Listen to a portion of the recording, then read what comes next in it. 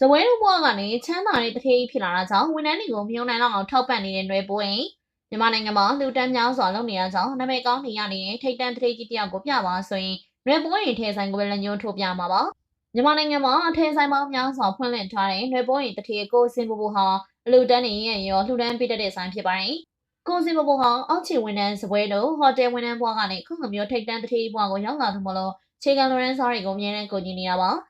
ပရိုက်တာလောက်ရတာကိုဝန္ဒနာပါတယ်။ຫນွေပေါ်ရင်တထေးကြီးကိုစင်ဘိုဘိုဟာအမှန်တကယ်ဆင်းရဲဒုက္ခရောက်နေတဲ့လမ်းဘေးစည်းတဲ့နဲ့ချို့တဲ့သူတွေကိုကူညီပေးနေရဖြစ်ပါတယ်။ကိုစင်ဘိုဘိုဟာပြင်ကလူတွေကိုပဲပေါ်ပင်လှုပ်ပြနေရမဟုတ်ပဲခုခါမှာတော့ຫນွေပေါ်ရင်ထင်ဆိုင်ဖွင့်ကြတဲ့ကတူကျုံစားပေးခဲ့ကြတဲ့ဝန်ထမ်းတွေကိုတူးလျင်30ကျပ်စီကျေးဇူးတုံ့ပြန်ပေးခဲ့ပါတယ်။ဒါအပြင်ຫນွေပေါ်ရင်ဆိုင်ကိုကိုယ့်ရဲ့လုပ်ငန်းလိုသဘောထားပြီးတော့စီးပွားတက်အောင်လုပ်ပေးခဲ့တဲ့ဆိုင်မန်နေဂျာကို350တောင်ကဂုဏ်ပြုချီးမြှင့်ခဲ့တာပါ။ကိုစင်ဘိုဘိုကသူဟာအောက်ခြေဝန်ထမ်းဘွားကနေလာသူမလို့ဝန်ထမ်းတွေရင်ဆိုင်နေရတဲ့ခက်ခဲတွေကိုသိကြောင်းဒါကြောင့်လည်းຫນွေပိုးရင်ဆိုင်3နှစ်အတွင်းသူနဲ့တူတူစူးစမ်းရုန်းကန်ပေးခဲ့ကြတဲ့တစ္ဆာရှိတဲ့ဝန်ထမ်းတွေကိုခုလိုမျိုးထိုက်တန်စွာချီးမြှင့်ပေးခဲ့ရလို့ဆိုပါတယ်။ပြည်သက်တွေကတော့ခုခေတ်မှာຫນွေပိုးရင်တထေးကြီးကိုစင်ဖို့လုံးချမ်းသာကြွားပြီးဝန်ထမ်းတွေပေါ်စာနာတနာကစိတ်ကားကောင်းတဲ့တထေးကြီးတွေမရှိသလောက်ရှားသွားရင်ဖြစ်ကြောင်းကိုပြောနေကြပါတယ်။ပြည်သက်တွေကရောຫນွေပိုးရင်တထေးကြီးကိုစင်ဖို့ကိုဘယ်လိုမြင်ကြလဲဆိုတာပြောသွားကြပါဦး။